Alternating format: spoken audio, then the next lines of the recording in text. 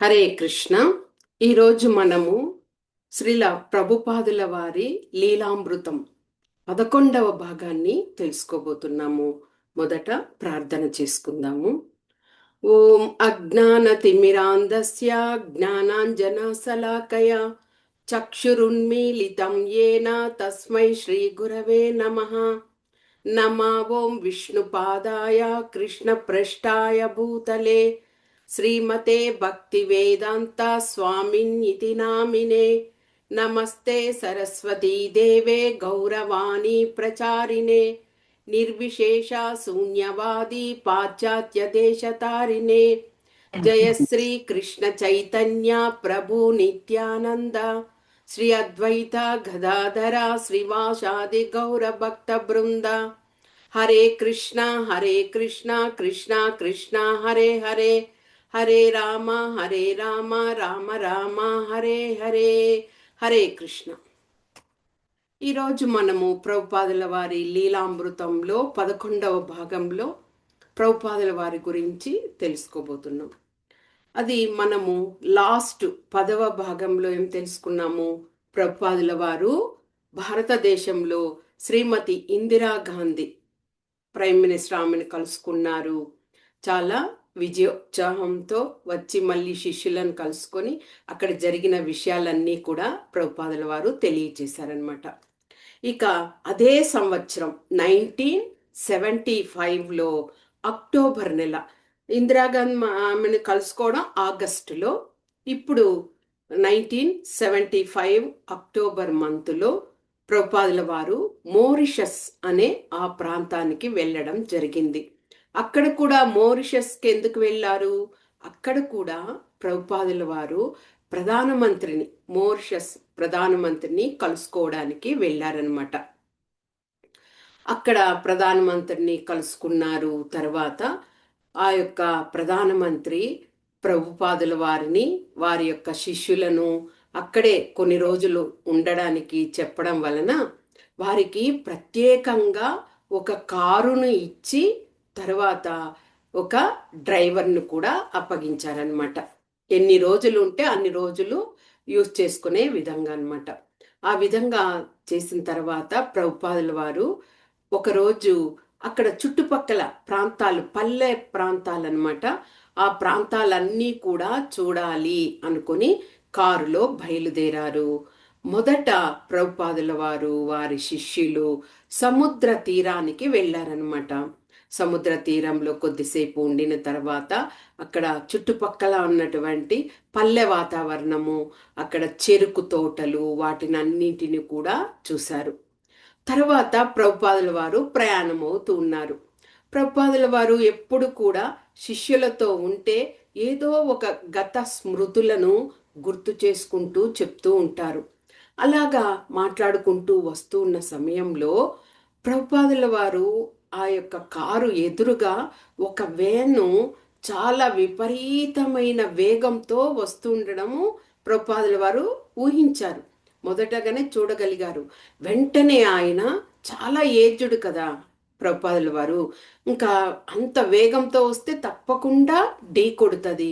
కాబట్టి ప్రభుపాదుల వారు ఆయన కూర్చున్నటువంటి ఆ సీటులో పద్మాసనం లాగా వేసుకొని కూర్చొని ఆయన చేతిలో ఉన్నటువంటి కర్రస గట్టిగా ఆనిచ్చి పెట్టుకొని జాగ్రత్తగా ఉన్నారనమాట.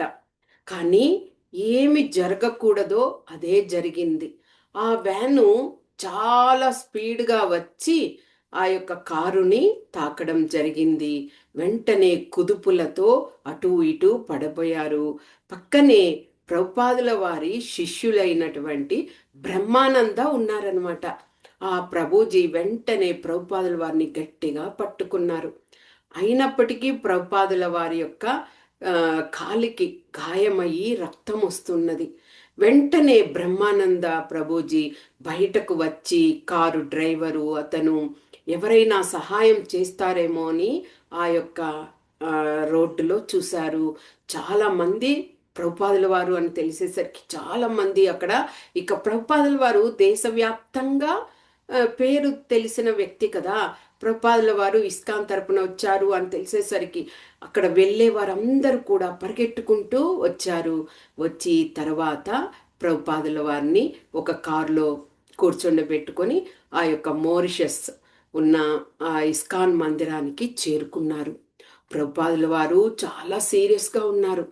ఏమిటి ఇలాగా జరిగింది అని వెంటనే ప్రభుపాదుల వారు తన యొక్క గది లోపలికి వెళ్ళగానే అక్కడ శిష్యులందరూ గుమికూడి ఏం జరిగింది, ఎలా జరిగింది ప్రభుపాద అంటూ వాళ్ళందరూ అడిగేసరికి ప్రభుపాదుల వారు చిరునవ్వుతో చెప్తున్నారు, ఏమీ జరగలేదు, ఏదో పెద్ద ఆపత్తు జరగాల్సిన దానిని భగవంతుడే ఇలాగా చిన్న విషయంగా ఇది చేశారు. ఆయనే కరుణించి మమ్మల్ని రక్షించారు. కాబట్టి ఎప్పుడు కూడా భగవంతుణ్ణి మనము విశ్వసించాలి. నమ్మకం ఉంచితే భగవంతుడే మనల్ని ఇలాగ ఆపద సమయాలలో మనల్ని రక్షిస్తాడు అన్న ఒక సూక్తిని చెప్పారు. ప్రభుపాదుల వారి యొక్క వద్ద ఉన్నటువంటి గొప్ప గుణం ఏమిటి అంటే ప్రతి ఒక్క తన ఎక్స్పీరియన్స్ అనుభవాలను అనుభూతులను శిష్యులకు తెలియచేస్తూ ఒక సూక్తిని కూడా చెప్తారనమాట. ఈ విధంగా నడుచుకోవాలి, ఈ విధంగా ఉండాలి అని ఆ యొక్క సూక్తిని తెలియచేయడం జరిగింది. తర్వాత ప్రభుపాదుల వారు ఇక కొన్ని రోజులు అక్కడే ఉండడం జరిగింది. తర్వాత నైరోబియాకు ప్రయాణమై వెళ్ళారు. అక్కడ కూడా చూడండి అంత ప్రమాదాలు ఏవైనా కానీ ప్రభుపాదుల వారు టేక్ ఇట్ ఈజీగా తీసుకుంటారు. అంటే మనకి పెద్ద ప్రమాదం వచ్చేసింది, ఒకే చోట ఉండాలి, మనము ఇక్కడే ఉండాలి, ఇక మన కాలం అంతా ఇక్కడే గడిచిపోవాలి అని అనుకోవట్లేదు. వెంటనే మళ్ళీ బయలుదేరేశారు. తర్వాత అక్కడ నైరోబియాలో కొన్ని రోజులు ఉన్న తర్వాత ప్రభుపాదుల వారు తిరిగి బాంబేకు రావాలని అనుకున్నారు. ఎందుకు? బృందావనంలో మందిరము ప్రతిష్టాపన జరిగిపోయింది. కానీ ఇక్కడ ముంబైలోని ఆ యొక్క జుహు ప్రాంతంలో చాలా విస్తీర్ణంలో మందిరం తయారు చేస్తున్నారు కదా, అది ఇంకా కూడా జరగడం లేదు. కాబట్టి ప్రభుపాదుల వారు 1975 నవంబర్ మంత్లో బాంబేకు రావడం జరిగిందనమాట.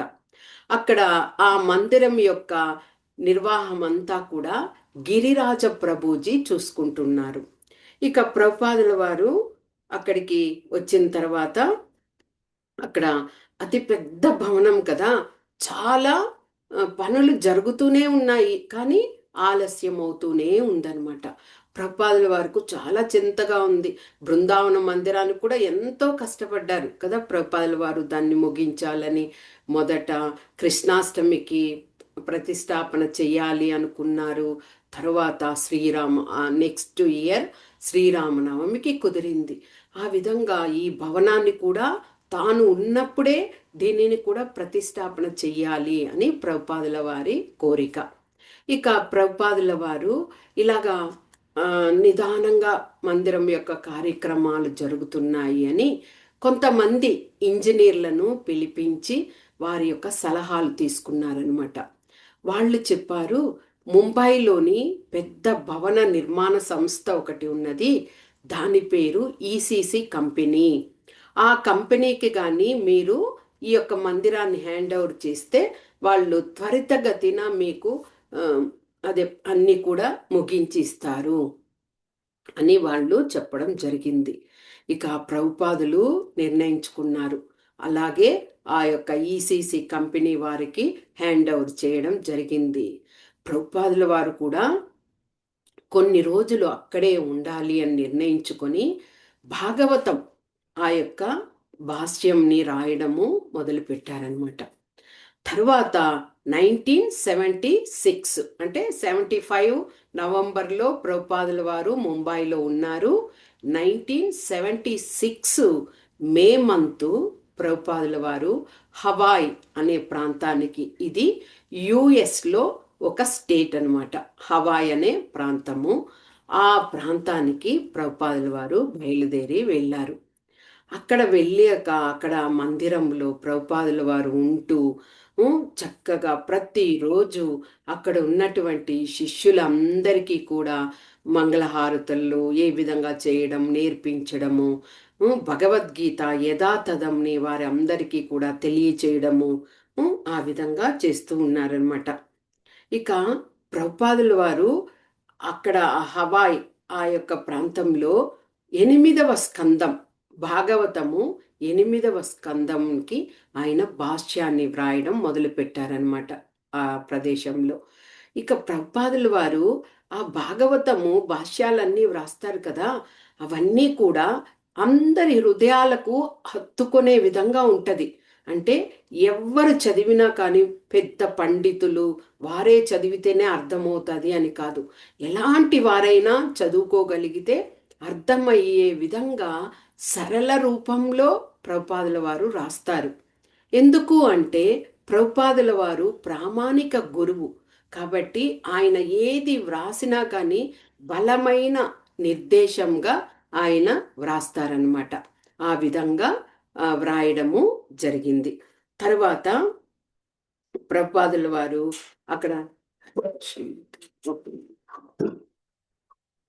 ఒక్క నిమిషం.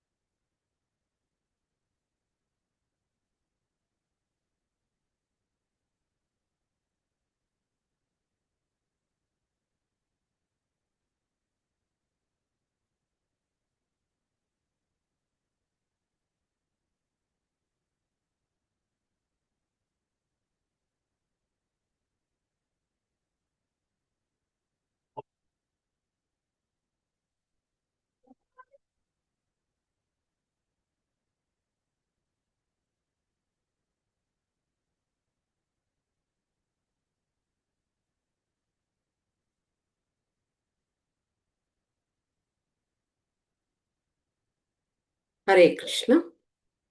తర్వాత ప్రభుపాదుల వారు అక్కడ ఆ విధంగా అంటే పూర్తిగా ఆయన వ్రాసేవి ఏదైనా కానీ చాలా హృదయాలకు హత్తుకునేలాగా రాస్తారు కాబట్టే ప్రభుపాదుల వారి యొక్క గ్రంథాలు అన్నీ కూడా అందరూ ఇష్టపడతారు. ఇంకా ప్రభుపాదుల వారు అందుకే ఎప్పుడు చెప్తూ ఉండేది ఏమిటి, అందరూ కూడా శ్రీకృష్ణ భగవానునికి దాసానుదాసునిగా కృష్ణ చైతన్యంలో అందరూ రండి అని చెప్తుంటారు. ఇక అక్కడ ఉన్నటువంటి శిష్యులకు ప్రభుపాదుల వారు ఏం చెప్పారు, నేను లేకపోయినా కానీ రాబోయే 10,000 సంవత్సరాలలో కూడా నేను వ్రాసినటువంటి ఈ గ్రంథాలన్నీ కూడా ఒక ధర్మశాస్త్ర లాగా ఉంటుంది.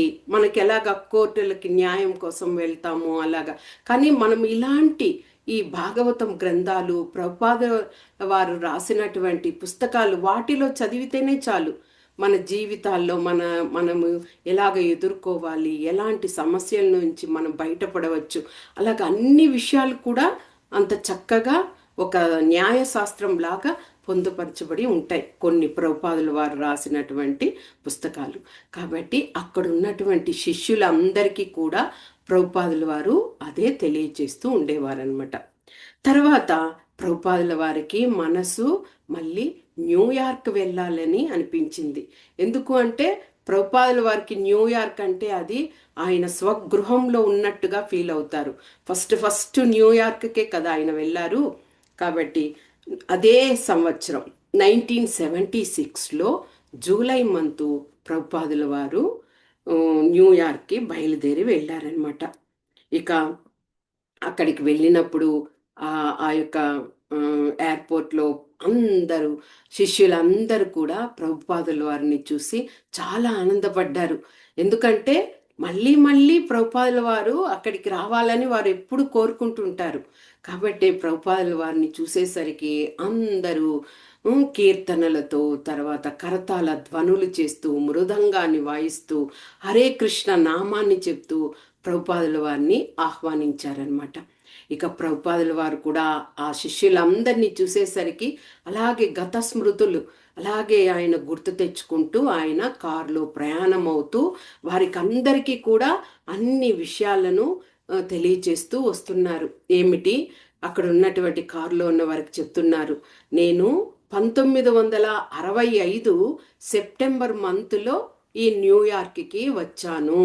ఒక్కడిగా వచ్చారు కదా ప్రభుపాదుల వారు.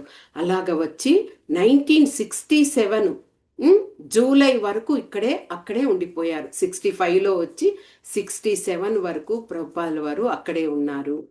అలాగ ఉన్నప్పుడు ఆయన ఒంటరి పోరాటాన్ని ఎంత కష్టపడ్డారు. ఆ యొక్క విషయము ఒంటరిగా ఉంటూ మెల్లమెల్లగా శిష్యులను చేర్చుకొని ఆ విధంగా ఆయన చేయడం జరిగింది కదా. అవన్నీ గుర్తు తెచ్చుకున్నారనమాట. తెచ్చుకొని అలాగా చేస్తున్నారు. తర్వాత ప్రభుపాదుల వారు మందిరానికి చేరుకున్నారు. న్యూయార్క్ మందిరానికి చేరుకునేసరికి అక్కడ చాలా మంది శిష్యులు ఉన్నారు కదా.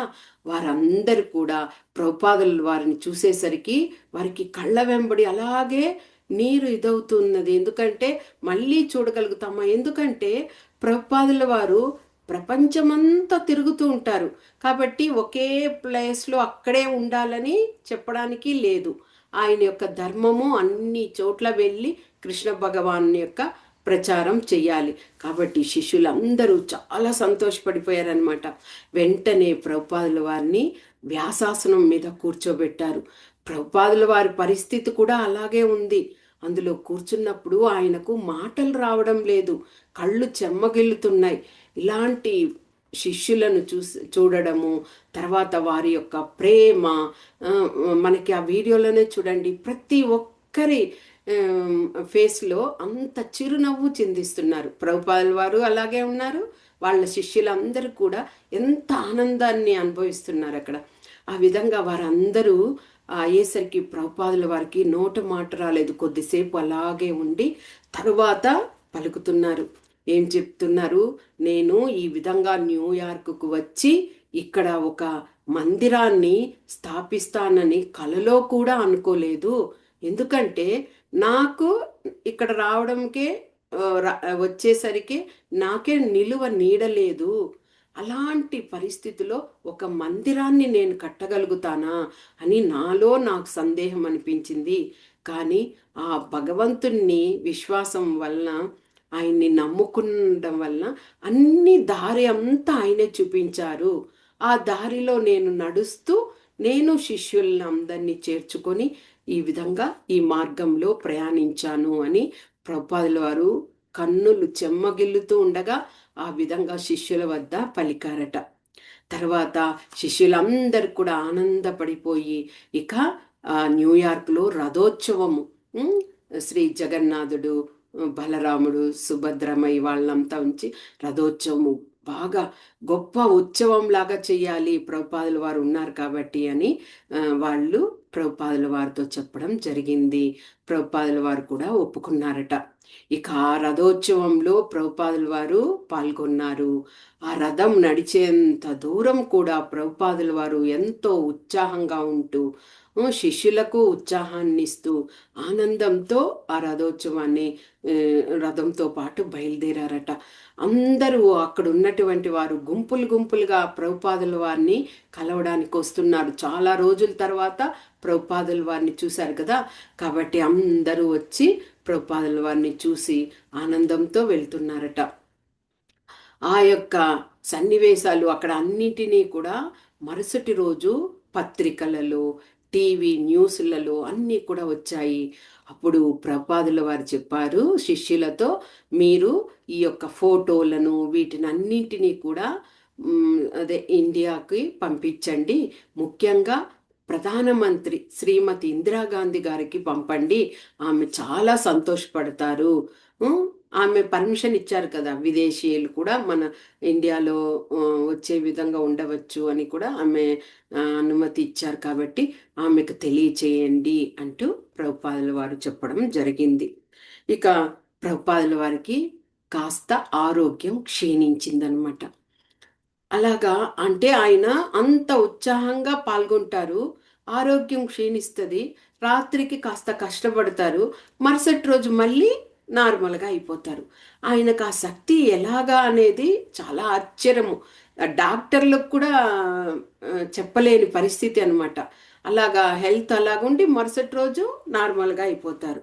ఇంకా చాలా ఆ ప్రదేశంలోనే ఆ యొక్క న్యూయార్క్ దగ్గరలో దగ్గరి ప్రాంతాలలోనే ఎన్నో శంకుస్థాపన చేసే విషయాలు ఉన్నాయి. మందిరాలకు పిలిచున్నారు. ఎన్నో కార్యక్రమాలు ఉన్నాయన్నమాట. ప్రభుపాదుల వారికి ఆరోగ్యం అలాగ ఉంటే కూడా నేను ఆ ప్రదేశాలకంతా వెళ్ళాలి అని శిష్యులతో చెప్తున్నారు. కానీ శిష్యులు ఒకే మొండి పట్టుగా, గురువుగారు మీరు వెళ్ళడానికి లేదు, మీరు ఇక్కడే ఉండి మీరు ఆరోగ్యాన్ని జాగ్రత్తగా చూసుకోండి, కొన్ని రోజులు దయచేసి మా కోసం మీరు ఇక్కడే ఉండండి అంటూ వారందరూ చెప్తున్నారు. అయినా ప్రభుపాదుల వారు ఒకే విధంగా నేను వెళ్ళాలి, నా కోసం వారందరూ ఎదురు చూస్తూ ఉంటారు, వారిని నిరుత్సాహపరచలేను. ఇంకొకటి, ఈ శరీరం అనేది తాత్కాలికమైన ఇది కాదు కదా, అంటే శరీరము నశించేది. కాబట్టి ఈ యొక్క శరీరం కోసము నేనెందుకు ఒకే చోట ఉండాలి? నేను ఎలాగా శ్రీకృష్ణ భగవానుడు తోడుగా ఉన్నప్పుడు అర్జునుడు చివరి వరకు భగవంతుని ఒక ప్రియ శిష్యునిగా, దాసునిగా ఉంటూ ఆ విజయాన్ని సాధించాడు కదా. ఆ విధంగా నేను కూడా కృష్ణ భగవానుడికి నా యొక్క ప్రాణం ఉన్నంత వరకు నేను ఆయనకు సేవకుడిగా, ఆయనకు సేవలు చేసే సేవకునిగా నేను ఆ విధంగా ఉండిపోయే విధంగా నేను కోరుకుంటున్నాను. మీరెవ్వరు కూడా నన్ను ఈ విధంగా చెప్పకండి అని చెప్పి వారికి నచ్చ చెప్పి మళ్ళీ కొన్ని ప్రాంతాలకు వెళ్ళారనమాట ప్రభుపాదుల వారు. ఆ విధంగా ఇంకా శిష్యులు ఏం చేస్తారు, వారు ఇంకా ప్రభుపాదుల వారికి వీడ్కోలు చెప్పారనమాట. ఆ విధంగా కొన్ని ప్రాంతాలంతా తిరిగిన తర్వాత ప్రభుపాదుల వారు తిరిగి ఇండియాకు రావడం, ముంబైకి అనమాట రావడం జరిగింది. అది ఎప్పుడు 1977 అనమాట. 1977 జనవరి 6 ప్రభుపాదుల వారు మళ్ళీ ముంబై చేరుకున్నారు. చేరుకున్న తర్వాత ప్రభుపాదుల వారికి ముంబై వస్తే అక్కడ ఆ సముద్ర తీరానికి వెళ్ళడము చాలా ఇష్టం అన్నమాట. అక్కడ వ్యాహాలకి వెళ్తారు, వాకింగ్ వెళ్తారు ఉదయాన. ఆ విధంగా వచ్చిన మరుసటి రోజే ప్రభుపాదుల వారు ఆ విధంగా వెళ్ళడం జరిగింది. ఇక అక్కడ అందరికీ ప్రభుపాదులు వచ్చారు అని తెలిసేసరికి ఆ యొక్క వాకింగ్ చేస్తున్న వారందరూ కూడా వచ్చి ప్రభుపాదుల వారిని కలుసుకుంటూ ఉన్నారట. ఇక ఆ జుహు మందిర నిర్మాణమేమో జరుగుతూనే ఉంది. కానీ ప్రభుపాదుల వారు అనుకున్నారు, ప్రారంభోత్సవము చెయ్యాలి అంటే మనము సంకల్పించకుండా పని జరుగుతూ ఉండని అంటే అది చాలా రోజులు అలాగే పోతుంది. ఒక ముహూర్తమో ఏదో ఒకటి పెట్టి ప్రారంభం చెయ్యాలి అని మనసులో సంకల్పం వేస్తే త్వరగా జరుగుతుంది. కాబట్టి ఆ విధంగా నిర్ణయించుకున్నారు. అక్కడ బృందావనంలో కూడా ప్రభుపాదుల అలాగ నిర్ణయం తీసుకున్నారు. కాబట్టి అది జరగకపోయినా త్వరితగతిన శిష్యులు ముగించి ఇచ్చారు ప్రభుపాదుల వారికి ఆ మందిరం కదా.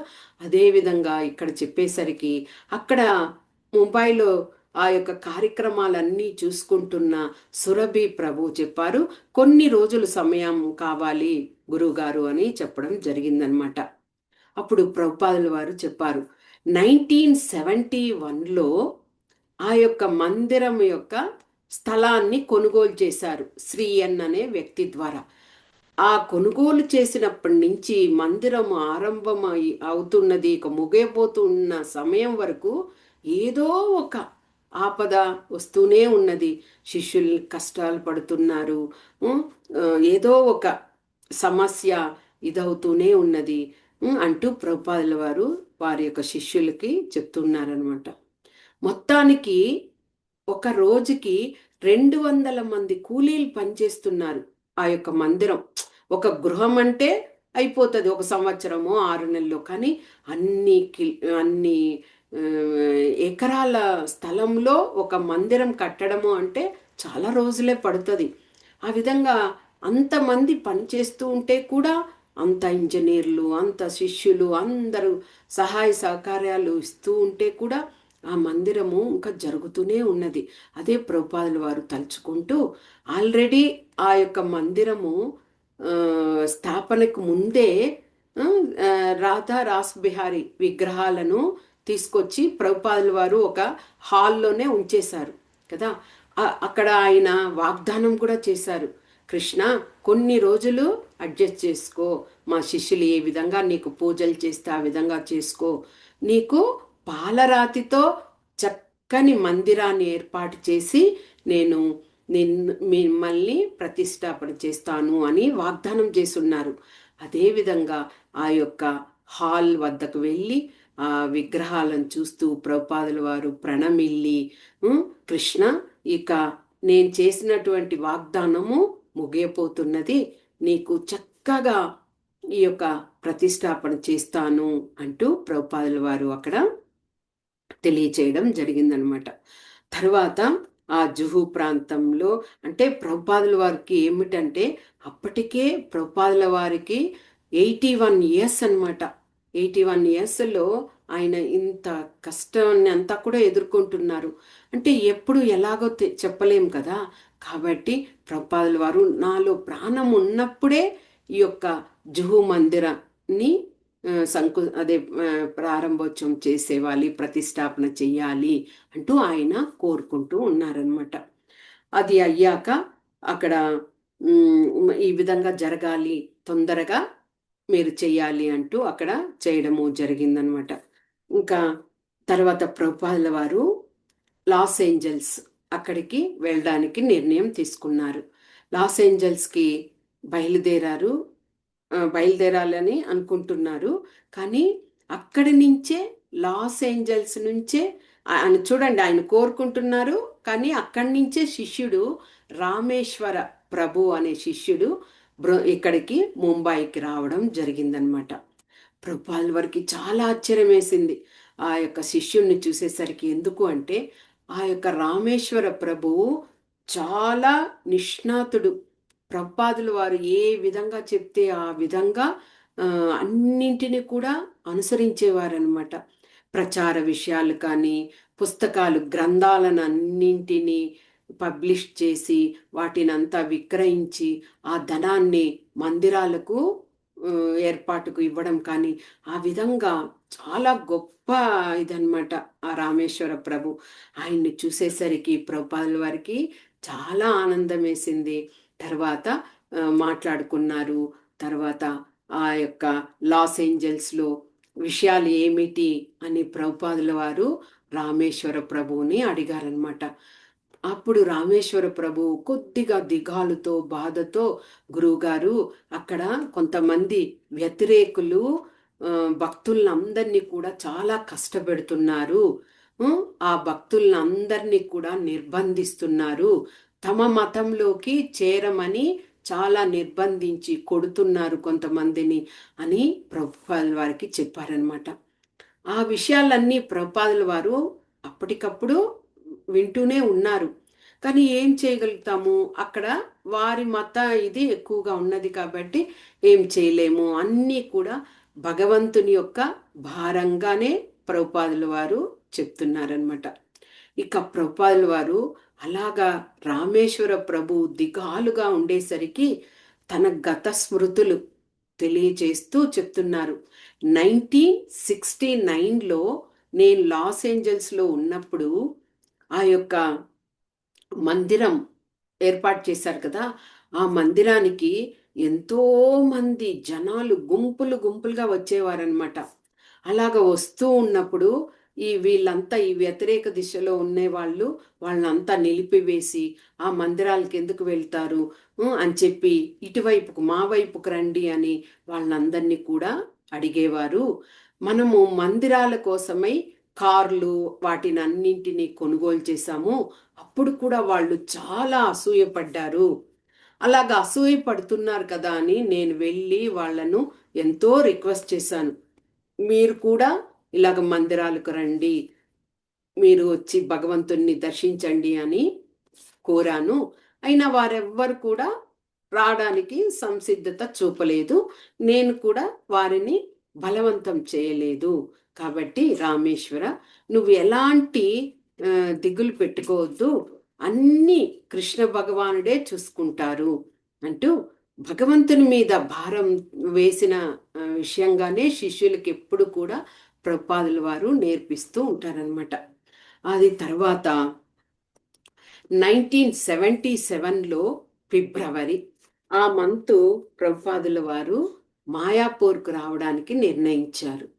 మాయాపూర్, ఇక ప్రభుపాదుల వారు మళ్ళీ ఇండియాకు వస్తున్నారు అనేసరికి మాయాపూర్లో చంద్రోదయ మందిరము నిర్మాణంలో ఉన్నది కదా. కాబట్టి ఆ యొక్క మందిరానికి చేరుకునేసరికి అక్కడ అందరి శిష్యులు ప్రభుపాదుల వారిని చూసి అందరూ చాలా ఉత్సాహంతో హరిబోల్ అంటూ హరే కృష్ణ మంత్రాన్ని చెప్తూ కీర్తనలతో అందరు కూడా ప్రభుపాదుల వారిని దగ్గరకు చేరుకోవడం జరిగిందనమాట. ఎప్పుడైతే అలాగా అవన్నీ చూశారో ప్రభుపాదుల వారికి, ఆయనకి అదే ఉత్సాహము. ఆ 81 సంవత్సరంలో కూడా ప్రభుపాదుల వారు ఎలాగ అంత ఉత్సాహంగా ఉన్నారు అంటే, ఎదుటి వారు ఆ ఉత్సాహాన్ని కనపరిచినప్పుడు మనం కూడా ఆ ఉత్సాహాన్ని పొందుతాము. ప్రభుపాదుల వారు చాలా ఆనందపడ్డారు. తర్వాత ప్రభుపాదుల వారు ఇప్పుడే గురు మహారాజులుగా ఉన్నటువంటి హిస్ హోలీనెస్ జయపతాక స్వామి మహారాజ్ ఆ ప్రభు అదే ఆ గురు మహారాజుని తీసుకొని అక్కడ ఆ యొక్క చంద్రోదయ మందిరం అనేది కూడా ఎన్నో వేల ఎకరాల్లో వాళ్ళు చేస్తున్నారు మందిరాన్ని కదా. ఆ యొక్క మందిరము కి గెస్ట్లు, తర్వాత భక్తులు, చాలా ప్రపంచం నలుమూలల నుంచి చాలా మంది వస్తారు.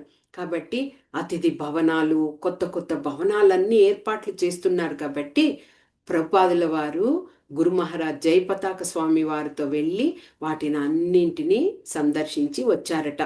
చాలా ఆనందపడ్డారు. అన్ని పనులు కూడా సక్రమంగా నిర్వర్తిస్తున్నారు అని గురు మహారాజుని చాలా మెచ్చుకున్నారట. తర్వాత ఆయన ఆ ఆనందంలోనే ఆయన ప్రభుపాదుల వారికి మళ్ళీ కూడా కొద్దిగా ఆ సంతోషము ఉంటూ ఆయన అక్కడ ఉండి ఆ యొక్క మంగళహారతులకి వాటికంతా వెళ్తున్నారు. తర్వాత కొన్ని రోజులకు ప్రభుపాదుల వారికి మళ్ళీ ఆరోగ్యం బాగా క్షీణించిందనమాట.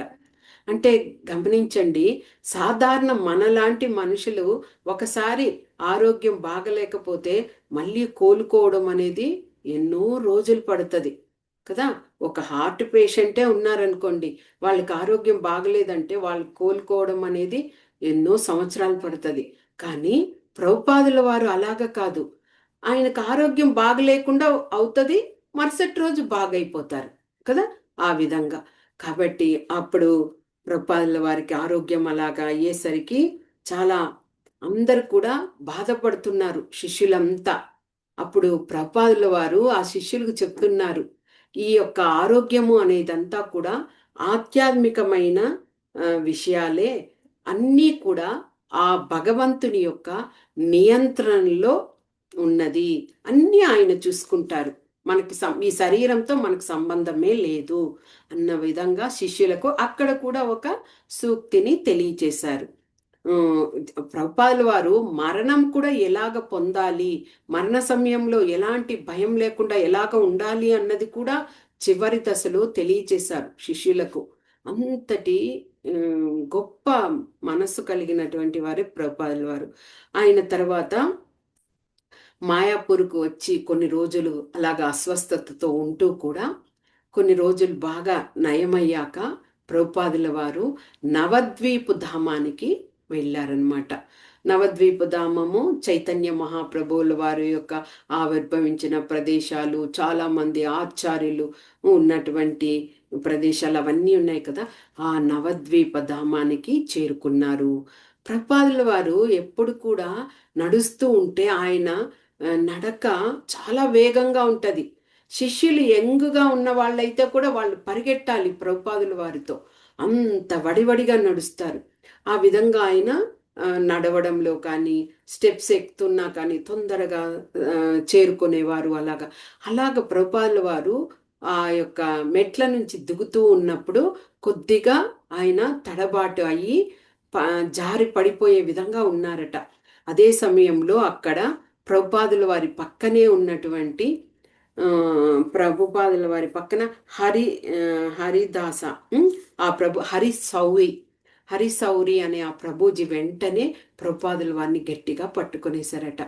వెంటనే ప్రభుపాదుల వారు నాకేం కాలేదు, నాకేం అవ్వదు అంటూ మళ్ళీ 2 స్టెప్ ముందుకు వేసి వడివడిగా నడిచి వెళ్తున్నారట. ఇక హరిసౌరి వంతు, ఆ ప్రభుజీ వంతు ఆయన వెనకమ్మడి పరిగెట్టాల్సి వచ్చిందట. అంటే ఆ ప్రభుపాదుల వారు వయసు రీత్యా ఆయనకు 81 సంవత్సరాలని చెప్పుకోవాలి, కానీ ఆయన యొక్క హృదయము, మనసు అంతా కూడా చిన్న పిల్లల మనస్తత్వమే. ఒక యంగ్ ఏజ్ వాళ్ళు ఎలాగా ఉంటారు, ఉత్సాహంగా, ఆ విధంగా ప్రవర్తన ఆయన ఇది ఉన్నది. ఏజ్ ఒక నెంబర్ మాత్రమే ఆయన చెప్పుకోవడానికి. 81 ఇయర్స్ అయిపోయింది అని చెప్పుకోవడానికి మాత్రమే. అలాగా వెళ్ళి ప్రభుపాదుల వారు అక్కడ వారి యొక్క గురువులైనటువంటి శ్రీధర మహారాజు ఆ యొక్క ఆశ్రమము వాటిని అన్నింటినీ కూడా పరిశీలించారట. అక్కడికి వెళ్ళిన తర్వాత అన్నీ చూసుకున్నారు. తర్వాత ప్రభుపాదుల వారు అక్కడే కొన్ని రోజులు ఉండి శ్రీమద్ భాగవతంలో భాష్యాలు అవన్నీ కూడా వ్రాయడం మొదలుపెట్టారు. ఆయనకు ఆయన అదే లాస్ ఏంజల్స్ నుంచి ఎవరు రామేశ్వర ప్రభుజీ వచ్చారు కదా, ఆ ప్రభుజీ చెప్పారట, మేము ఇప్పటి వరకు 4,34,50,000 గ్రంథాలను మేము ప్రచురణ చేశాము, విక్రయాలు కూడా చేశాము అని చెప్పారు. 4 కోట్లు అంటే చూడండి, ప్రభుపాదులు వారి రాసినవన్నీ కూడా అన్ని వేల ఇవిగా అన్నింటినీ కూడా వాళ్ళు ప్రచురణ చేసి వాటిని మళ్ళీ విక్రయాలకు చేయడం. అంటే అలా చేసిన తర్వాత ఆ యొక్క ధనాన్ని మందిరాలకు వెచ్చిస్తూ ఉన్నారనమాట. అది చెప్పేసరికి ప్రభుపాదుల వారికి చాలా ఆనందం వేసింది. ఆయన భుజం తట్టి, రామేశ్వర ప్రభు, అందుకే నీవు వచ్చినప్పుడే నాకు చాలా ఆనందం వేసింది, ఇలాంటి ఒక గొప్ప విషయాన్ని నాకు చెప్తావు అంటూ ఒక చమత్కారంగా కూడా ప్రభుపాదుల వారు అక్కడ చెప్పడం జరిగిందట. తర్వాత ప్రభుపాదుల వారు మాయాపూర్ నుంచి మళ్ళీ ఆయనకు మనసంతా ఎక్కడ ఉంది, జుహు మందిరమే, ముంబాయి మందిరాన్ని పూర్తి చెయ్యాలి అని అనుకుంటున్నారు కదా. మళ్ళీ శిష్యులకు తెలియచేశారనమాట, వెళ్ళాలి అక్కడ మెసేజ్ చేయండి అని. కానీ అక్కడ సురభి ప్రభుజీ ఆ కార్యక్రమాలన్నీ చూస్తున్నారు కదా. ఆ ప్రభుజీ చెప్పారు, మళ్ళీ ప్రభుపాదుల వారు వచ్చారనుకోండి, మళ్ళీ ఇంకా పనులు జరుగుతున్నాయా, ఇంకా జరగాల్సిన ఉన్నాయా అనేది అంటారు. అది కాకుండా ప్రభుపాదుల వారికని సపరేట్గా ఒక గదిని ఏర్పాటు చేస్తున్నారనమాట పెద్దగా. అది ఇంకా పూర్తి కాలేదు. మరి ప్రభుపాదుల వారు వచ్చి అక్కడ శబ్దం ఎక్కువగా ఉంటుంది కదా, ఎక్కడ ఉంటారు కాబట్టి సురభి ప్రభుజీ ఒక వార్తను పంపారు, ఇంకా ప్రభుపాదుల వారి యొక్క గది అంతా కూడా ఇంకా పూర్తి కాలేదు, ఇంకొన్ని రోజులు ఆగిరా వస్తే బాగుంటుంది అని చెప్పడం జరిగిందనమాట. కానీ అక్కడే ఉన్నటువంటి గిరిరాజ ప్రభు ఏం చెప్పారు, లేదు లేదు, ప్రభుపాదుల వారు తప్పకుండా రావాలి. ఇక్కడ ప్రతి సంవత్సరము పండాల్ ఉత్సవం జరుగుతుంది. ఒకసారి మనము తెలుసుకున్నాము ఒక భాగంలో, అక్కడ పండాల్ ఉత్సవంలో ఎంతో మంది ఆ సముద్ర తీరంలో జరిగినప్పుడు ఎన్నో వేల మంది వచ్చి పాల్గొన్నారు.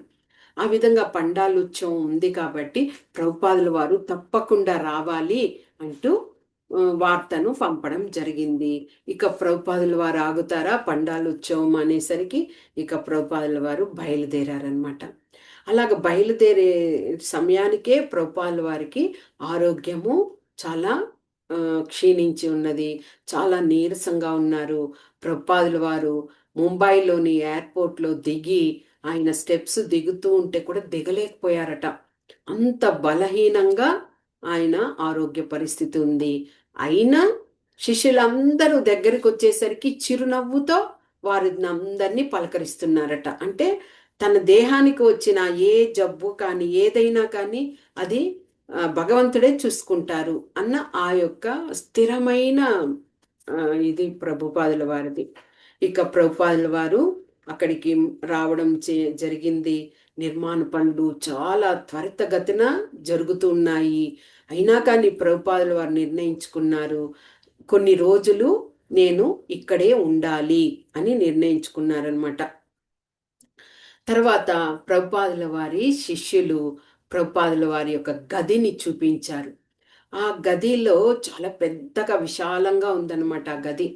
ఆ గదిని చూపించి సరికి ప్రభుపాదుల వారు ఆ గదిని చూశారు. చాలా బాగుంది, కానీ నేను బృందావనంలో శ్రీ రాధా దామోదర మందిరంలో ఒక గదిలో ఉన్నాను కదా, అలాగే అనిపిస్తుంది అన్నారట. శిష్యులందరికీ ఆశ్చర్యపోయారు. ఎందుకంటే బృందావనంలో మనం అందరికీ తెలిసిందే, రాధా దామోదర మందిరంలో ప్రభుపాదుల వారు ఒక గదిలో, చిన్న గది అది, ఒక కిచెను, ఆ యొక్క గది ఉంటది, ఆ గదిలోనే ఉండేవారు కదా. అలాంటి ఆ యొక్క గదిని ఇంత పెద్ద గదితో పోలుస్తూ ప్రభుపాదుల వారు అక్కడ మందిరంలో ఉన్నట్లే ఉంది అని చెప్పేసరికి శిష్యులు ఆశ్చర్యపోయారు. అంటే ఇక్కడ కూడా ప్రభుపాదుల వారు ఒక సూక్తిని తెలియచేస్తున్నారు. ఏమిటి అంటే, ఒక వినయం కలిగినటువంటి యోగి, వినయంతో ఉన్నటువంటి యోగి అన్నింటినీ సమదృష్టితో చూస్తారు. మనకి భగవద్గీతలో కూడా ఉన్నది కదా, విద్యా వినయ సంపన్నే బ్రాహ్మణే కవి హస్తిని సునీచైవ స్వపాకేచ పండిత సమదర్శిన. అంటే వినమ్రత కలిగినటువంటి ఎవరైనా కానీ అన్నింటినీ, బ్రాహ్మణులను కానీ, లేకపోతే ఆవును కానీ, ఏనుగును కానీ, ఒక కుక్కను కానీ, కుక్క మాంసం తినేవారిని కానీ, చండాలుడు అంటారు, అలాంటి అందరినీ సమదృష్టితో చూస్తారనమాట. ఆ విధంగా ప్రభుపాదుల వారు పెద్ద గద్య చిన్న గద్య అని కాదు, ఆ యొక్క ఒక ఆత్మార్థంగా, అంటే ఒక భగవంతుని యొక్క శిష్యుడుగా ఉన్నవాళ్ళు కానీ, భక్తులు కానీ ఏదినైనా సరిసమంగానే తీసుకోవాలి అన్న ఆ యొక్క విషయాన్ని అక్కడ ప్రభుపాదుల వారు శిష్యులకు వివరంగా తెలియచేయడం జరిగిందనమాట. ఇక ప్రభుపాదుల వారు కూడా ఎప్పుడూ శిష్యులకు మంచి విషయాలను తెలియచేస్తూ చర్చిస్తూనే ఉంటారు. అక్కడ కూడా శిష్యులను కూర్చోబెట్టి చెప్తున్నారనమాట, నేను ఎప్పుడు కూడా ఆదివారాలలో కూడా యొక్క గ్రంథాలను, భగవతము, భగవద్గీత, వీటిని అంతటిని కూడా ప్రచారం చేస్తూ అలాగ గడుపుతాను. కానీ అలాగ చేస్తున్నప్పుడు చాలా మంది నా యొక్క ఆరోగ్యం గురించే అడుగుతూ ఉంటారు. అలాగ ఆరోగ్యం అనేది, ఈ శరీరం అనేది మనది కాదు, ఆత్మను మనము గొప్ప విషయంగా పరిగణిస్తున్నాము. మరి ఈ శరీరం ఏమైపోతే ఏముంది, కానీ అందరూ ఆరోగ్యం గురించి అడిగి సమయాన్ని వృధా చేస్తారు, నాకు అది ఎప్పుడు కూడా నచ్చని విషయము అంటూ శిష్యులకు, అంటే శరీరం ముఖ్యం కాదు, ఆత్మ అనేది ముఖ్యము అన్న విషయాన్ని కూడా అక్కడ వివరిస్తూ చెప్తున్నారనమాట. ఇక ప్రభుపాదుల వారు శిష్యులతో అంతా ఆ విధంగా చక్కగా మాట్లాడి ముగించారు ఆ రోజు. తర్వాత మరుసటి రోజు ఎప్పుడు కూడా ప్రభుపాదుల వారు సముద్ర తీరంలో వాకింగ్ వెళ్తారు కదా, కానీ ఇప్పుడు ఆయన వెళ్ళడానికి లేదు పరిస్థితి, అంత బలహీనంగా ఉన్నారు.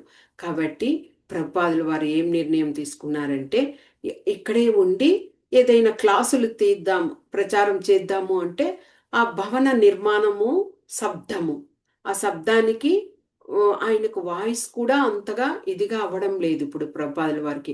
కాబట్టి ఇంకా చివరిగా ఆయన నిర్ణయించుకున్నారు ఏమిటి అంటే, గ్రంథాలకన్నింటిని కూడా భాష్యాలు వ్రాస్తూ వాటిని అంతా శిష్యులకు అందజేయాలి అని అప్పుడు అక్కడ నిర్ణయించుకున్నారనమాట. ఇక ప్రభుపాదుల వారికి చాలా ఆరోగ్యం ఇదిగా ఉండడం వల్ల అక్కడ భవానంద ప్రభు ఆయన అంతరంగిక సేవకునిగా ప్రభుపాదుల వారికి ఉన్నారు. ఇక్కడ గురు శిష్య బంధము ఎలాగా అంటే, శిష్యులు అనేటువంటి వాళ్ళు రెండు విధాలుగా గురువులకు సేవలను అందిస్తారు. ఒకటి వాపు సేవ అంటారు, ఇంకొకటి వాణి సేవ అంటారు. ఈ యొక్క వాపు సేవ అన్నప్పుడు అందులో ఏమొస్తుంది అంటే, పర్సనల్గా, అంటే గురువుకి శుశ్రూషలు చేయడం, గురువు గారికి ఆయన యొక్క వస్త్రాలను శుభ్రం చేయడము, తర్వాత కాళ్ళు పట్టడము, అదే ఆ గురువుకి ప్రసాదాన్ని తీసుకొచ్చి ఇవ్వడం, అలాగా పర్సనల్గా దగ్గరుండి చూసుకునేది. ఇంకా వాణి సేవ అంటే అదే గురువులు మనకి ఏమేమి ఇచ్చారో దానిని మనము దాన్ని తెలుసుకొని ఆ జ్ఞానాన్ని ఇతరులకు పంచడం అన్నమాట, ప్రచారాలు చేయడం. ఇలాగా ప్రభుపాదుల వారి వద్ద ఎంతో మంది శిష్యులు ఇలాంటి సేవలనంతా చేసుకొని తరించారు. ప్రభుపాదుల వారికి చాలా మంది ఆయనకు ఎక్కువగా ఆయన మెడిసిన్ అలాంటి వాటి మీద, డాక్టర్ల మీద ఆయనకు ఇదే ఉండదు, వాళ్ళ ఇంట్రెస్ట్ ఉండదు. కాబట్టి ఆయన జస్ట్ తలనొప్పి అయితే కూడా ఒక మసాజ్ లాగా మర్దన చేసుకొని తలనొప్పిని తగ్గించుకునేవారట. ఆ విధంగా ప్రభుపాదుల వారికి వారందరూ కూడా ఎంతో సేవలను చేశారు. దీంట్లో ప్రభుపాదుల వారు అక్కడ జుహు మందిరంలో ఉంటూ చేస్తున్నారు. ఇంకా ప్రభుపాదుల వారు శిష్యులకు ఏమి వివరిస్తున్నారు అంటే, ఈ యొక్క ఒకవేళ నా దేహము త్యజిస్తే కూడా మీరెవ్వరూ బాధపడకండి. ఎందుకు అంటే నేను నేను నా మరణము అనేది సంభవిస్తే కూడా నా యొక్క గ్రంథాల్లో నేను సజీవంగా ఉంటాను, శాశ్వతంగా ఉంటాను. కాబట్టి మీరు ఆ గ్రంథాలు వాటిని తీసుకొని చదివారనుకోండి, నాతో ఉన్నట్టుగానే సజీవంగా. కాబట్టి మీరెప్పుడు కూడా బాధపడకూడదు అనే విషయాన్నే ప్రభుపాదుల వారు చెప్పేవారట. ఇంకా ఏం చెప్పారు? ఇక మీదట నేను ఆహారం తినడం అనేదే వేస్ట్. అంటే చూడండి, ఎవరైనా అలాగా కోరుకుంటారా? మనకి ఎలాగా ఒక వయసు ఇదైపోతే ఎవరైనా మనకి ఆ సమయానికి తెచ్చిస్తారా? తినేసి పడుకుందామా అని ఆలోచిస్తాం. కానీ నేను ఇప్పుడు ఏమీ కష్టపడట్లేదు. నాకెందుకు ఈ యొక్క అదే కర్రీస్ కానీ, లేకపోతే వంటలు కానీ, భోజనం చేయడం కానీ, ఇవన్నీ ఎందుకు? నా శరీరం ఏమీ కష్టపడట్లేదే. కాబట్టి అలాగా ఏమి తినకపోయినా కానీ ఒక గ్లాసు పాలు, పండ్లు తీసుకున్నా కానీ నేను జీవించగలుగుతాను అంటూ ప్రభుపాదుల వారు శిష్యులకంతా తెలియచేశారట. తర్వాత ప్రభుపాదుల వారు అదే అక్కడే ఉన్నారు. ఎందుకు? అక్కడ ఉండి ముగించాలి కదా! కాబట్టి ఆ యొక్క ముంబైలోనే ఉన్నారు. మే నెల అనమాట. నార్త్ సైడు మే మంత్, మార్చి నుంచే స్టార్ట్ అయిపోతుంది. విపరీతమైన ఎండలు ఉంటాయి అక్కడ. అదేవిధంగా చలి కూడా విపరీతంగా ఉంటుంది. ఇక మే నెల కావడం వల్ల ఎండ తీవ్రత ఎక్కువగా ఉన్నది. ప్రభుపాదుల వారికి శరీరం కూడా అది తట్టుకునే శక్తి చాలా సన్నగిల్లుతుంది కదా! కాబట్టి ప్రభుపాదుల వారు అనుకున్నారు, ఎక్కడైనా వేరే కొద్దిగా చల్లగా ఉండే ప్రాంతానికి వెళితే కొద్దిగా శరీరం కాస్త కుదుట పడుతుంది అనుకున్నారు. అది శిష్యుల దగ్గర చెప్పినప్పుడు శిష్యులు చెప్పారు, కాశ్మీర్ ఆ ప్రాంతాల్లో అంతా స్వచ్ఛమైన గాలి, స్వచ్ఛమైనటువంటి నీరు అక్కడ బాగుంటుంది గురువుగారు. మనము కాశ్మీర్కి వెళ్తే బాగుంటుంది అని ఒక సూచన ఇచ్చారనమాట. సరే, ప్రభుపాదుల వారు అనుకున్నారు కాశ్మీర్కి వెళ్దాము అని మాట్లాడుకుంటూ ఉన్నారు. అదే సమయానికి అక్కడ ముంబై యొక్క మాజీ గవర్నరు, ఆయన తెలుగువారు, శ్రీమన్నారాయణ అనే ఆయన వచ్చి ప్రభుపాదుల వారిని కలుసుకున్నారు. ఇద్దరు కుశల ప్రశ్నలు అయిన తర్వాత శ్రీమన్నారాయణ చెప్పారు, గురువుగారు మీ ఆరోగ్యము చాలా క్షీణిస్తున్నది, మీరు తగు జాగ్రత్తలు తీసుకోవాలి, మీరు ఇంకా చాలా సేవలు చేయాల్సి ఉంది, మీరు బాగా జాగ్రత్త తీసుకోండి అంటే ప్రభుపాదుల వారు చిరునవ్వు నవ్వుతూ, ఈ యొక్క యంత్రము అంటే శరీరాన్ని, ఈ యంత్రము చాలా పాతదైపోయింది. అలాగ పాతగా అయిపోయిన యంత్రానికి ఎన్నో ఇబ్బందులు, రిపేర్లు వస్తూనే ఉంటాయి. దాన్నంతా రిపేర్ చేస్తూ ఉంటే కూడా మళ్ళీ రిపేర్ అవుతూనే ఉంటుంది. కాబట్టి అలాగా పాతబడిపోయింది కదా అనేసి మనము ఇంకా మిగిలిన పనులంతా కూడా మర్చిపోవడానికి లేదు. నేను నా శరీరము నాకు సహకరించకపోయినా నా వల్ల అయ్యే సహకారం అంతా నేను చేస్తూ ఉండాలి, నాలో ప్రాణం ఉన్నంత వరకు అంటూ ఆ యొక్క మాజీ గవర్నర్ శ్రీమన్నారాయణకు చెప్పడమే జరిగింది. ఇక ఆయన కూడా ఏం చేయలేక ఆయనకు సూచన ఇచ్చారనమాట, మీరు హృషికేశ్కి వెళ్ళండి, అక్కడ ఇప్పుడు వాతావరణము చాలా బాగుంటుంది, ఆ ప్రాంతానికి వెళ్ళండి అని చెప్పారనమాట. ఇక ప్రభుపాదుల వారికి కూడా హృషికేశ్ వెళ్ళాలి అని నిర్ణయించుకున్నారు. శిష్యులందరూ కూడా ప్రభుపాదుల వారితో బయలుదేరి ఆ ప్రాంతానికి వెళ్ళారనమాట. అక్కడికి వెళ్ళాక 7 రోజులు ప్రభుపాదుల వారికి చాలా ఆహ్లాదకరంగా ఉండి చాలా ఆనందంతో ఉన్నారనమాట. కానీ 8వ రోజు ఏమైంది? మంచు వర్షం కురవడం ఆరంభించింది అక్కడ ఆ సమయంలో. అది ఒక్కొక్కసారి అనుకోని పరిస్థితుల్లో కూడా ఎండల్లో కూడా అలాగ మంచు పడడం కూడా జరుగుతాయి. అంటే వాతావరణ పరిస్థితులు. అలాగా మంచు వర్షం పడేసరికి ప్రభుపాదుల వారికి ఆరోగ్యం బాగా క్షీణించింది. చలి విపరీతమైన కదా! ఆ విధంగా క్షీణించేసరికి ప్రభుపాదుల వారు శిష్యులను పిలిచి చెప్తున్నారనమాట. శ్రీకృష్ణ భగవానుడు నన్ను రావాలని కోరుకుంటున్నారేమో, కాబట్టి నన్ను బృందావనానికి తీసుకువెళ్ళిపోండి అంటూ ప్రభుపాదుల వారు శిష్యులకు చెప్పడం జరిగింది. కానీ అప్పటికప్పుడు అనుకోవడము వెళ్ళడము అంటే కుదరని పని కదా! సరే వెళ్దాము అని ఆలోచిస్తున్నారు. ఇలాగ ప్రభుపాదుల వారు హృషికేశ్కు వచ్చారు అని అక్కడ చాలా నలుమూలల నుండి అందరు వెళ్తుంటారు కదా యాత్రలకి. అందరి భక్తులకి తెలిసిపోయి తండోపతండాలుగా గుంపులు గుంపులుగా ప్రభుపాదుల వారిని చూడడానికి వస్తున్నారనమాట. శిష్యులు వారిని అంతా కంట్రోల్ చేయలేకపోతున్నారు. ఎందుకంటే అసలే ప్రభుపాదుల వారికి ఆరోగ్యము బాగలేదు. వీళ్ళందరూ కలుసుకోవడానికి వచ్చేసరికి ప్రభుపాదుల వారు అంతరాయం కలిగించకండి, నన్ను కొన్ని రోజులు చక్కగా ఉండనీయండి, ఒక 1 అవర్ మాత్రము పర్మిషన్ ఇస్తాను మీకు, ఎవరు వచ్చినా కానీ వాళ్ళని కలిసే విధంగా అని ఒక రోజులో ఒక్క 1 అవరు ప్రభుపాదుల వారు వారిని అందరినీ కలిసేవారు. అప్పుడు కూడా ఏమి భగవద్గీత యథాతథాన్ని శ్లోకాలు చదివి ఆ వచ్చిన వారికి అందరికి కూడా ప్రభుపాదుల వారు తెలియజేసేవారట ఆ 1 అవర్ కూడా. తర్వాత అక్కడ ఉన్నటువంటి శిష్యులందరికీ కూడా వంటలను కుకింగ్ ఫస్ట్ ప్రభుపాదుల వారు కుకింగ్ మాస్టర్. ఎందుకంటే ఆయన అన్ని రకాల వంటలను తయారు చేసి భగవంతునికి అర్పించి వాటిని శిష్యులకు ఇచ్చి వారు అందరూ వాటిని తింటూ ఉంటే అంత ఆనందపడిపోతారు.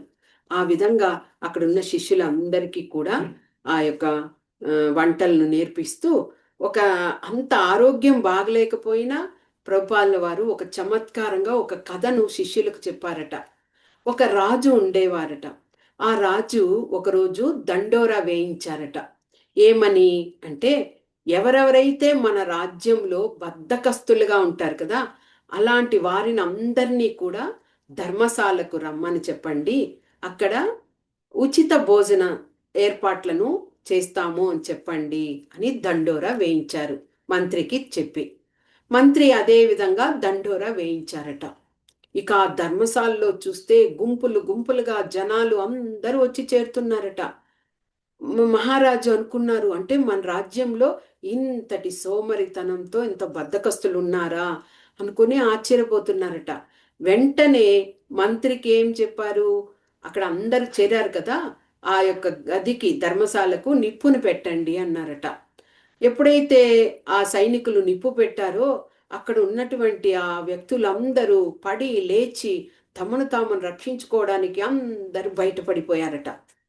కానీ 2 మాత్రము అక్కడ అలాగే పడుకొని ఉన్నారట. అందులో ఒక వ్యక్తి చెప్తున్నాడు, ఈ అగ్ని అంతా పూర్తిగా ఇదవుతుంది కదా, నా వీపు అంతా మంటలుగా అనిపిస్తుంది అంటే. పక్కన ఇంకొక వ్యక్తి అన్నాడు, నీకు మంటగా ఉంటే పక్కకు తిరిగి పడుకో అని. అంటే ఆ మంటలు వస్తుంటే కూడా వాళ్ళు లేవలేకుండా అంత బద్ధకస్తులుగా ఉన్నారు. అలాగ అనుకొని అలాగే పడుకొని ఉన్నారట. వెంటనే మహారాజు సైనికులను పంపించి వాళ్ళిద్దరిని బయటకు తీసుకురమ్మని చెప్పి, వీరిద్దరికి మాత్రమే మీరు ప్రతిరోజు భోజనాలు పెట్టండి, ఎందుకంటే నిజమైన బద్ధకస్తులు వీళ్ళే, మిగతా అందరూ కూడా ఉచిత భోజనము అలాగనేసరికి మంచిగా ఉండేవాళ్ళు కూడా పరిగెట్టుకుంటూ వచ్చేసి ఎప్పుడు తమ ప్రాణాలకు హాని అని అనిపించిందో వెంటనే వెళ్ళిపోయారు అని ఒక చమత్కారంగా ప్రభుపాదుల వారు ఆ యొక్క శిష్యులకు తెలియచేసేసరికి శిష్యులందరూ కూడా నవ్వుతూ ఆ యొక్క కథను ఆస్వాదించారట.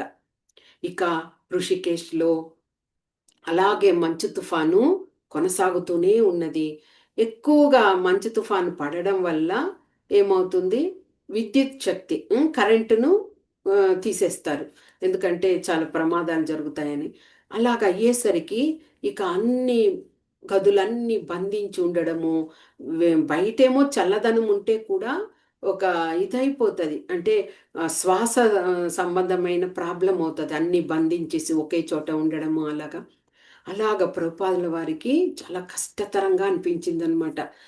అయ్యేసరికి ప్రభుపాదుల వారు తన శిష్యుడైనటువంటి తమాల కృష్ణ ప్రభోజిని పిలిచి, నాకు చాలా ఆరోగ్యము క్షీణిస్తూ ఉన్నది, మీరు నన్ను బృందావనానికి తొందరగా తీసుకువెళ్ళండి. తర్వాత అక్కడ జీబీసీ వాళ్ళందరినీ కూడా, సభ్యులందరినీ కూడా తీసుకురమ్మని చెప్పండి, వాళ్ళకి అందరికీ నేను బాధ్యతలను అప్పగించాలి అని చెప్పడం జరిగిందట. ఇక అప్పటికప్పుడు బయలుదేరలేము కదా, కాబట్టి ఆ రోజు నైట్కి ఉండే విధంగా అనుకున్నారు. ప్రభుపాదుల వారికి ఏదన్నా ప్రమాదం ఇదే అనుకోకుండా ఏమన్నా జరుగుతుంది అనుకొని ప్రభుపాదుల వారికి తల దగ్గర ఒక గంటను ఏర్పాటు చేశారు. అంటే ఏమైనా కష్టంగా అనీజీగా అనిపించినప్పుడు ఆ గంటను కొట్టినప్పుడు పక్కనే ఉన్నటువంటి శిష్యులు లేచి పరిగెట్టుకుంటూ వస్తారనమాట. ఆ విధంగా ఆ రోజు ప్రభుపాదుల వారు నిద్రనే పోలేదట. ఆ రోజంతా ఒక విధంగా ఉండడం వల్ల 1:30 ప్రభుపాదుల వారు గంటను మోగించారట. పక్కనే ఉన్న తమాల కృష్ణ అందరూ లేచి పరిగెట్టుకుంటూ వెళ్ళారు. ప్రభుపాదుల వారికి చాలా అంటే ఆయాసంగా ఉండి ఆయన మాట్లాడలేకపోతున్నారు. ఆ మంచం మీద అలాగే పడుకొని ఉన్నారు, ఏమి చెప్పలేకపోతున్నారు. అలాంటి పరిస్థితిని చూసేసరికి తమాల కృష్ణ బోరున ఏడ్చేస్తున్నారట. ప్రభుపాదుల వారు ఆ సమయంలో కూడా శిష్యుని ఓదారిస్తున్నారు. ఏం జరగదు, ఏం జరగదు, మనము బృందావనం వెళ్తున్నాము అని చెప్పి వెంటనే ఆ సమయానికి రవాణా ఎలాగ దొరుకుతుంది, కానీ కొంతమంది తెలిసిన వాళ్ళ మూలంగా ఒక కారును అరేంజ్ చేసుకొని ప్రభుపాదుల వారిని సామాన్లు అన్నీ సర్దుకొని వాళ్ళు ఇంకా బయలుదేరారట. అలాగా బయలుదేరి కారులో అలాగే ప్రయాణమై వచ్చి వాళ్ళు ఢిల్లీ ఆగ్రా మెయిన్ రహదారికి వచ్చేసరికి ప్రభుపాదుల వారికి ప్రాణం లేచి వచ్చినట్లయిందట. ఎందుకంటే ఆ యొక్క మధుర భగవంతుడు అక్కడ ఆవిర్భవించిన ప్రదేశం కదా, ఆయన కాలు పెట్టిన ప్రదేశానికి అడుగు పెడితే ప్రభుపాదుల వారికి ఇక ఆయన తోడు ఉన్నట్లుగానే ఆ విధంగా ఆయనకు కాస్త కుదుట పడ్డారట. తర్వాత అక్కడ అలాగే వస్తూ ఉంటే అక్కడ భక్తి వేదాంత స్వామి మార్గ్ అని ఆ యొక్క అక్కడ ప్రదేశాలు నార్త్లో ఎక్కువగా ప్రభుపాదుల వారి పేరుతోనే స్ట్రీట్ పేర్లన్నీ ఉంటాయన్నమాట. ఆ యొక్క ఒక శిలా పలకం మీద అది రాసి ఉన్నది. ప్రభుపాదుల వారికి చూసి అలాగే ఇదయ్యారట. అంటే మనము ఇక్కడికి వచ్చి చేరాము మన ప్రాంతానికి అనేసి కొద్దిగా దీంట్లోంచి కోలుకున్నారట. ఇంకా ప్రభుపాదుల వారు బృందావన మందిరానికి చేరుకున్నారు. చేరుకున్న వెంటనే శిష్యులందరూ కూడా, ఆయన నడవలేని పరిస్థితిలో ఉన్నారు కదా, శిష్యులు పల్లకీని తీసుకొచ్చారు. నలుగురు పల్లకీలో ప్రభుపాదుల వారిని కూర్చోబెట్టి మందిరం లోపలికి తీసుకువెళ్ళారట. ప్రభుపాదుల వారు వెళ్ళంగానే గౌరనితాయి ఫస్ట్ చైతన్య మహాప్రభువు, నిత్యానందుల వారు ఉంటారు బృందావన మందిరంలో మొట్టమొదట, వారికి అలాగే నమస్కరించారట. తర్వాత బలరామకృష్ణులు ఉంటారు, వారికి నమస్కరించారు. ఆ తర్వాతనే శ్రీ రాధాకృష్ణులు ఉంటారు, వారికి నమస్కరించి చాలా అక్కడ ఆ యొక్క తమాల్ కృష్ణ ప్రభుజీ వాళ్ళందరూ తోడు ఉన్నారు కాబట్టి అక్కడ వచ్చి సేద తీరారట బృందావన్ యొక్క మందిరంలో. అంటే ప్రభుపాదుల వారికి ఏ విధంగా అంటే తను ఎప్పుడు కూడా ఆ భగవంతుణ్ణి నిరంతరము తలుచుకుంటూ ఆయన యొక్క ప్రతినిధిగా ఒక గురుస్థానంలో ఉండి శిష్యులను ఆ విధంగా ఏర్పాటు చేస్తూ అలాగ ఉంటారు కాబట్టి ఆయనకి ఇలాంటివన్నీ కూడా సహజము అంటారు. ఇలాగ మనకి ఏదైనా అనారోగ్యం అయితే కూడా అది సాధారణంగా తీసుకోవాలి. దానికోసం బాధపడుతూ ఆరోగ్యాన్ని ఇంకా పాడు చేసుకోవడం కాదు అంటూ ఆ విధంగా ఇచ్చేస్తారనమాట. కాబట్టి ఆయనకు అది పట్టించుకోరు కాబట్టే ఈ శరీరం నాది కాదు అని అనుకుంటారు కాబట్టే ప్రభుపాదుల వారు చూడండి ఎప్పుడు 19 అదే 69 ఆ సమయాల్లో అంతా కూడా ప్రభుపాదుల వారికి ఆరోగ్యం ఎంత క్షీణించి ఉండేది. ఉం? మళ్ళీ ఆయన ఇక్కడికి అదే నౌకలో జలదూత నౌకలో ప్రయాణమై వచ్చినప్పుడు కూడా ఎన్నిసార్లు హార్ట్ అటాక్ వచ్చాయి. వచ్చి కూడా మళ్ళీ ఆయనకు ఆ సమయంలో 70 సంవత్సరాలు 69 అలాంటి సమయంలో అనుకోండి. మళ్ళీ కూడా 12 సంవత్సరాలు ఆయన సాధారణ జీవితం గడిపారు అంటే అది ఒక గొప్ప చరిత్రగానే చెప్పుకోవాలి మనం కదా. అది అంటే ఏమి ప్రభుపాదుల వారు భగవంతుణ్ణి విశ్వసిస్తారు. ఆయన మీద అన్నింటినీ వేసేస్తారు. నీవే రక్ష, నీవే మాకు కరుణ ఇవ్వాలి, నీవే అన్నీ చూసుకోవాలి అని ఆయన అన్ని ఒప్పందం అంతా ఆయనకే అప్పగిస్తారు కదా. కాబట్టి ఆయన ఆరోగ్య విషయంలో కూడా ఎలాంటి ఇది కాకుండా అలాగే అంటే నైట్కి హెల్త్ బాగాలేకపోయినా ఉదయంకంతా వాకింగ్ వెళ్ళిపోతారట చూడండి. మనకు ఒక తలనొప్పి వస్తే 2 రోజులు రెస్ట్ తీసుకుంటే కానీ దాని నుంచి బయటపడలేము. అలాంటి పరిస్థితులు మనది అదే భౌతిక పరమైన మన శరీరాన్ని విషయాలు.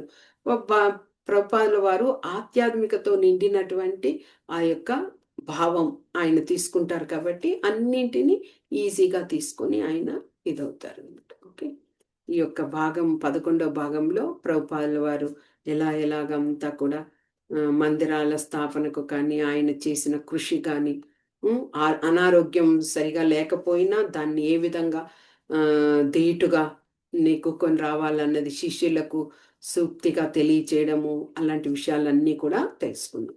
ఇంకొక భాగం 12వ భాగంతో మనము శ్రీల ప్రభుపాదుల వారి లీలామృతాన్ని ముగించుకుందాము. హరే కృష్ణ.